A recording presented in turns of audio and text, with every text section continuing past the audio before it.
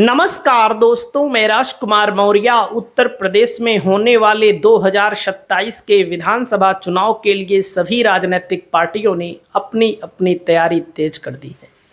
सभी राजनीतिक पार्टियों में इस समय नेताओं के अंदर हलचल है।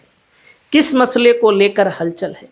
हलचल है वर्तमान के विधायकों को लेकर कि उनका टिकट आने वाले समय में काट दिया जाएगा, क्योंकि सभी राजनीतिक पार्टियों ने नई रणनीति पर काम करना शुरू कर दिया है। सबसे ज्यादा इस समय विधायक है उत्तर प्रदेश में भारतीय जनता पार्टी के, और भारतीय जनता पार्टी में परंपरा रही है कि टिकट काटने को लेकर कोई कोताही नहीं बरती जाती, और जब टिकट कटने की बारी आती है तो यहाँ पर कई नाम सामने आ रहे हैं, जिनमें से आप लोग जानते होंगे। महोबा जिले की चरखारी विधानसभा क्षेत्र से विधायक, इनका नाम है बृजभूषण राजपूत, जो टकरा गए थे स्वतंत्र देव सिंह से, जो जल शक्ति मंत्री हैं। और आप सब जानते हैं कि जल शक्ति मंत्रालय जो है किस भ्रष्टाचार में डूबा हुआ है, किसी से छिपा नहीं है। कहीं पर पानी की टंकियां बन गई हैं, चल रही हैं तो उसमें छेद हो रहा है। कहीं पर पाइप बिछा दिया गया है तो सड़क नहीं बनाई गई है। कहीं पर पानी आ ही नहीं रहा है, टोटी को बताया जा रहा है चालू हो चुकी है। कुल मिलाकर के जल जीवन मिशन की यह योजना पूरी तरह से फ्लॉप है। मैंने अपनी आंखों से देखा है और आप भी अपनी आंखों से देख रहे होंगे।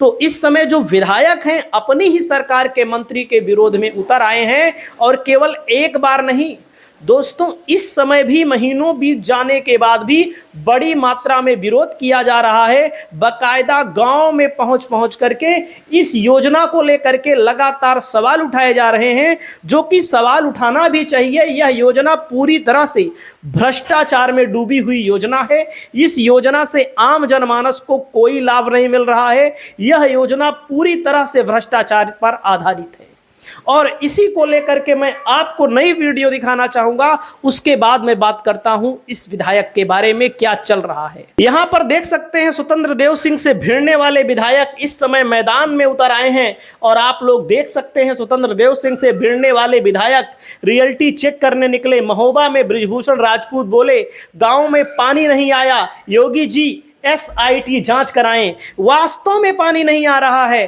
टोटी लगा दी गई है। मेरे इलाके में भी ऐसा है, कोई इन्हीं का इलाका नहीं है। मेरे इलाके में कई जगहों पर मैं देख रहा हूं आधी अधूरी कहीं टंकी बनी है, कहीं टंकी बनी है तो पाइप डाल दी गई है, टोटी लगा दी गई है, टोटी टूट रही है, कोई पानी आ ही नहीं रहा है। केवल और केवल भ्रष्टाचार पर आधारित यह योजना रह चुकी है। ये सच्चाई है, इसमें कोई दो राय नहीं है। और आप सभी साथियों को मैं बताना चाहूंगा, इस मामले में SIT जांच की मांग की जा रही है, और आप सभी साथियों को बताना चाहूंगा वास्तविकता के आधार पर यह विधायक दिखाई दे रहा है कैसे अपने क्षेत्र की जनता के लिए लड़ रहा है।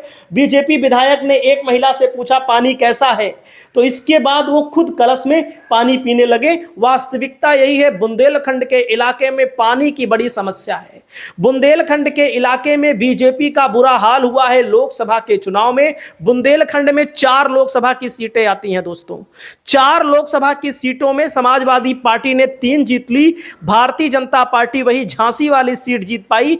बाकी कोई सीट समाजवादी पार्टी हारी नहीं, भाजपा सब हार गई। और बुंदेलखंड में झांसी वाली भी सीट सपा जीत लेती, वहां जातिगत समीकरण नहीं सेट कर पाई। और आप सभी साथियों को मैं बता दूं, इस इलाके के दिग्गज नेता माने जाते हैं। एक बच्ची साइकिल से पानी लेने जा रही थी, बृजभूषण राजपूत ने उससे बात की, और हकीकत यही है कि बुंदेलखंड में आधा किलोमीटर, 1 किलोमीटर से लोग पानी लाने के लिए जाते हैं। और आप लोगों को मैं बताना चाहूंगा, आप लोग देख सकते हैं यहां पर महिला गोमती ने बताया घर से करीब 500 मीटर दूर नल है, जहां से पानी भर कर लाती हैं। एक समय हमारे यहां भी हुआ करता था, हमारे गांव में खुद हुआ करता था, लोग 500-500 मीटर दूरी से पानी लाने के लिए जाते थे। लेकिन अब हमारे लोगों के यहाँ हालात सुधर गए हैं, क्योंकि हमारे लोगों के यहाँ लोगों ने नल वगैरह गड़वा लिया है, तो समरसेबल गड़वा लिया है। भाजपा विधायक ने अधिकारियों से पूछा पाइपलाइन डालने के सड़कें खोदी गई थी, लेकिन उनकी मरम्मत क्यों नहीं हुई। यही हाल कुल है, पूरे उत्तर प्रदेश में यही हाल है, लेकिन लोग कहते हैं कि भ्रष्टाचार तो है ही नहीं, इसे ही बोलते हैं भ्रष्टाचार। सड़क खोदी जाए, सड़क खोदने के बाद पाइप डाली जाए, पाइप डालने के बाद सड़क बनाई ना जाए, यही भ्रष्टाचार तो यही है। क्योंकि जब सड़क खोदी जाती है तो उसका पैसा भी ठेकेदार को मिलता है, अधिकारियों को भी मिलता है। यहां पर अब खबर आ रही है कि भाजपा को छोड़कर समाजवादी पार्टी का दामन थामने वाले हैं बृजभूषण राजपूत।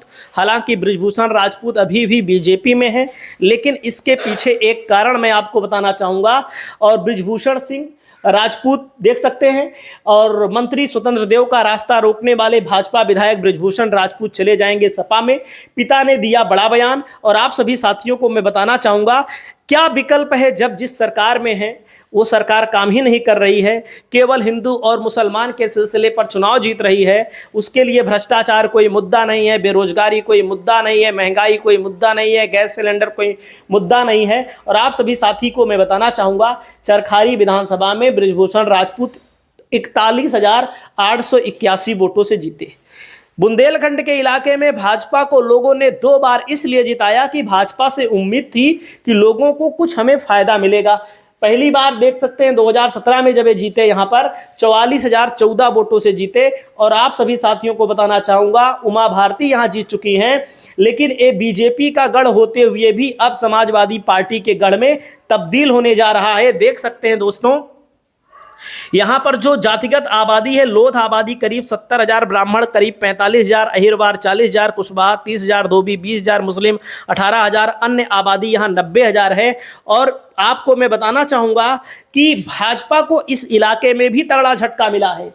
हमीरपुर जो संसदीय क्षेत्र है उसी के अंतर्गत चरखारी विधानसभा क्षेत्र आती है। और आपको बताना चाहूंगा, भाजपा को 1 सीट पर 5 सीट बराबर 1 लोकसभा सीट, यहां पर 1 सीट पर भाजपा को 1,05,000 वोट मिला, वहीं पर समाजवादी पार्टी को 1,26,000 वोट मिल गया।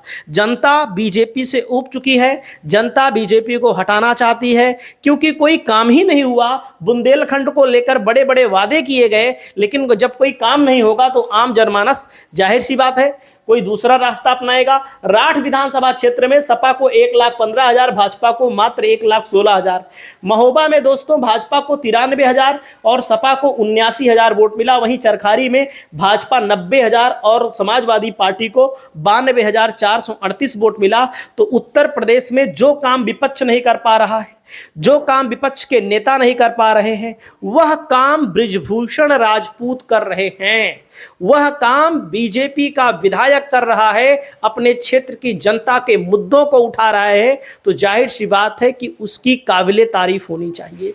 और यहां का जो ये आंकड़ा आप देख रहे हैं, जहां से विधायक हैं वहीं पर लोकसभा के चुनाव में बीजेपी बुरी तरह से पीछे हुई। जहां बीजेपी 44,000 से जीती हो, वहीं पर बीजेपी को 2,000 लगभग वोटों से हार का सामना करना पड़े। तो इसका मतलब साफ है कि आने वाले समय में बृजभूषण राजपूत समाजवादी पार्टी के साथ आ सकते हैं। ऐसी चर्चाएं आम हैं भाजपा में भी, समाजवादी पार्टी में भी, आम जनमानस में भी। आपको क्या लगता है? आप लोग अपनी राय को बताइए। नमस्कार।